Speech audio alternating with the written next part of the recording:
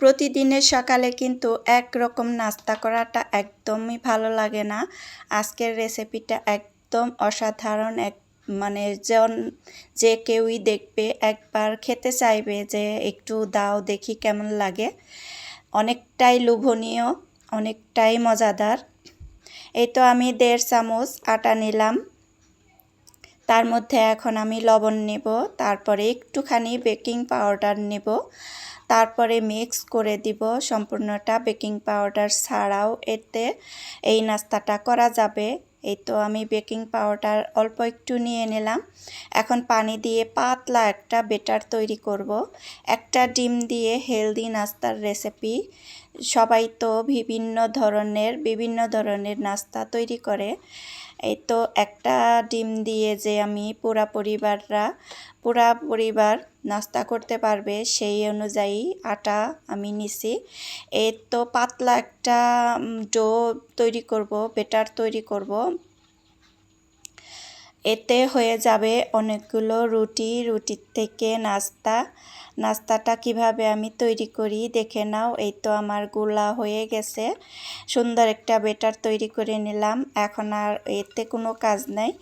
এখন এই তো ফ্রাই প্যান নিয়ে চুলার পরে বসিয়ে দিছি, পেঁয়াজ দিয়ে দিলাম। সকালে এইরকম নাস্তা কিন্তু অনেকটাই ভালো লাগে।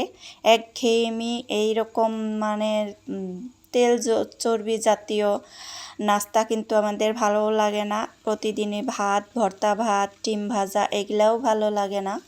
এরকম করে যদি একটা ডিম দিয়ে আমরা পুরা পরিবার নাস্তা করতে পারি তাহলে মন্দ কি, তাই না?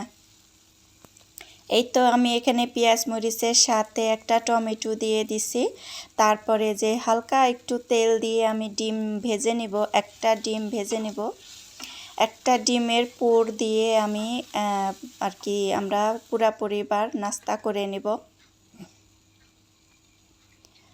এই তো একটা ডিম দিয়ে আমি এখন এই তো মানে ডিমটা সুন্দর করে ভেজে নিব। আর ভাজাটা সুন্দর হলে একটু মশলা হালকা করে মশলা দিয়ে দিছি, হলুদ দিছি একটু, যাতে একটু কালার মানে সুন্দর হয় এই জন্যে আর কি। এই তো হয়ে গেছে আমার ভাজিটা। এখন নামিয়ে আমি এই তো ঠান্ডা করতে রেখে দিব। তারপরে আমি যেগুলা মানে রুটিগুলা বানাবো, এখন অন্য একটা তাওয়ার মধ্যে আমি বানিয়ে নিব রুটিগুলা। এইভাবে সুন্দর করে রুটি মানে আলাদা ভাজি দিয়েও এভাবে খাওয়া যায়। যেহেতু অন্য রকম করে আমি তৈরি করলাম, এই তো অনেকটাই মজাদার একটা রেসিপি। আমরা তো রুটি পরোটার সাথে ডিম ভাজা খেয়ে থাকি। এইভাবে একবার বানিয়ে দেখো, অসাধারণ লাগে। এখন আমি তো যে 1 চামচ ব্যাটার দিয়ে দিলাম। এতে আমি তো ফ্রাই প্যানের চারিদিকটা একটু ছড়িয়ে দিয়ে সুন্দর করে হবে, 2-3 সেকেন্ডের ভিতরেই হয়ে যায়। একটুখানি রেখে দিলেই পাতলা একটা লেয়ার করে আমি এই রুটিগুলা ভেজে নিছি। এই তো সুন্দর করে এভাবেও রুটি আমরা ভেজে খেতে পারি।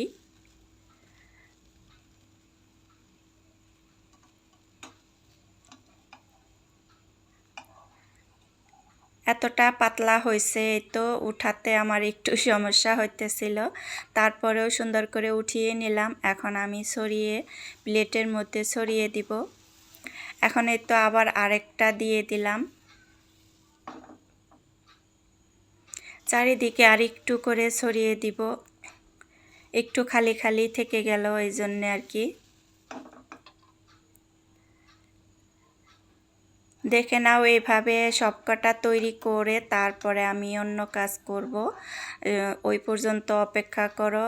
আর এখন পর্যন্ত যে আসো আমার ভিডিওতে একটা লাইক দিতে ভুলে গেছো, প্লিজ আপু ভাইয়ারা একটা লাইক দিয়ে পুরো ভিডিওটা দেখার অনুরোধ রইল।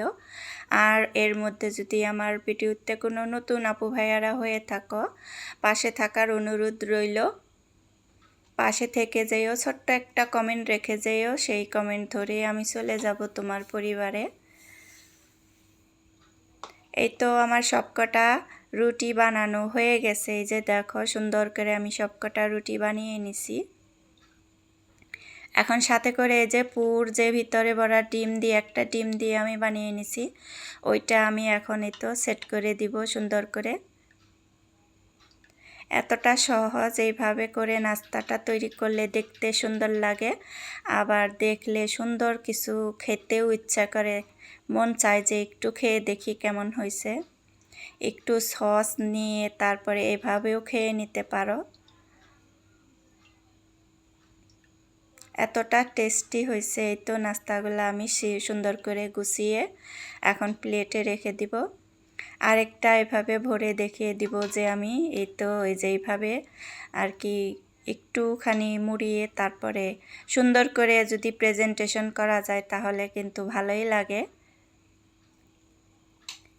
আমাদের জন্য কিন্তু আমরা এত সুন্দর করে নাস্তা গুছিয়ে করি না, আর যদি কেউ আসে তাদের জন্য একটু গুছিয়ে নাস্তা তৈরি করে দাও তাহলে মনে করবে যে সব সময় মনে হয় এরকম করেই আমরা গুছিয়ে থাকি।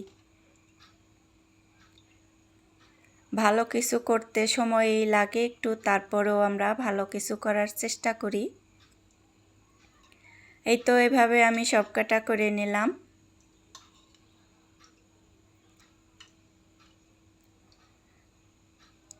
একটা ডিম দিয়ে যে এতগুলো নাস্তা হয় না দেখলে বিশ্বাসই হবে না। আর এই তো একটা টমেটো দিছি আর দুইটা পেঁয়াজ দিছি। এই তো এইভাবে আমি পুর বানিয়ে নিছি। অল্প কিছুতেই যদি পুরা পরিবারের নাস্তা হয়ে যায় তাহলে অল্প টাকায় খরচ বাঁচলো, অনেকটা টাকাই বেঁচে যাবে।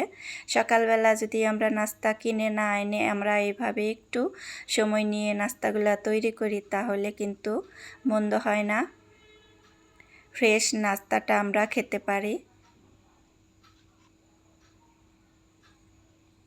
এই তো সবকটা তৈরি হয়ে গেছে।